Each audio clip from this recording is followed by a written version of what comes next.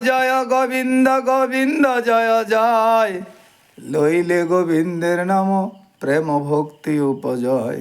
জয় জয় গোবিন্দ গোবিন্দ জয় জয়, লইলে গোবিন্দের নাম সর্বসিদ্ধি হয়।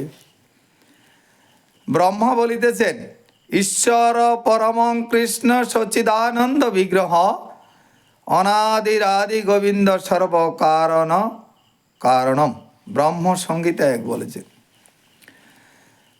পরম শ্রেষ্ঠ ঈশ্বর ভগবান শ্রীকৃষ্ণ, তিনি সৎ, সম্পূর্ণ জ্ঞান ও আনন্দমূর্তি। মহেশ্বর ইন্দ্র এই জগৎ সব কিছুই তার সৃষ্টির একমাত্র কারণ তিনি, কিন্তু তার সৃষ্টির কোনো কারণ নেই। তিনি এই ভক্তদের জন্যই এই পৃথিবী বারংবার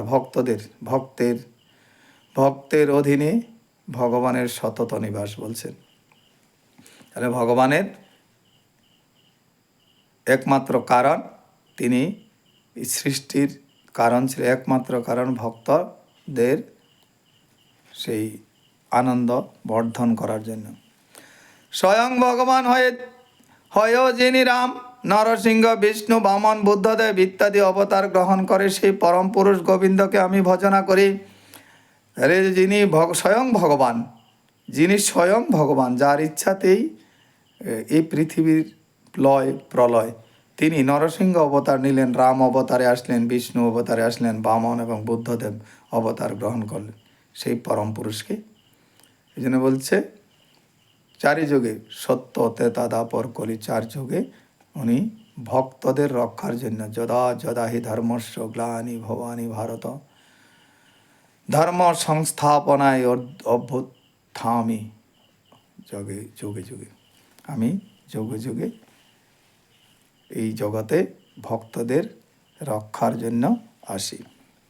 হে প্রভু শ্রীকৃষ্ণ, আমি ব্রহ্মা, ইন্দ্র ইত্যাদি দেবতা, ঋষি, মুনিগণ সকলকে সম্পূর্ণভাবে আপনার শরণাগত। আপনি আমাদের একমাত্র প্রিয়তম ঈশ্বর। আপনি জগতের উৎপত্তি, স্থিতি ও প্রলয়ের কারণ। আপনার কৃপাতেই জীব মনুষ্য শরীর পায়, কিন্তু এই মনুষ্য শরীর পেয়েও যে ব্যক্তি আপনার সেবা পূজা করে না, সে নিজেই মহা প্রতারণা করিতেছে। আপনার দেহ জ্যোতিস্বরূপ, বেদস্বরূপ, আপনাকে বারংবার প্রণাম করি। হে কৃষ্ণ করুণা সিন্ধু দীনবন্ধু জগৎপতে, গোপেশ গোপিকা কান্ত রাধা কান্ত নমস্তুতে। হে কৃষ্ণ কৃষ্ণ কৃষ্ণ হরে হরে, হরে রাম রাম রাম।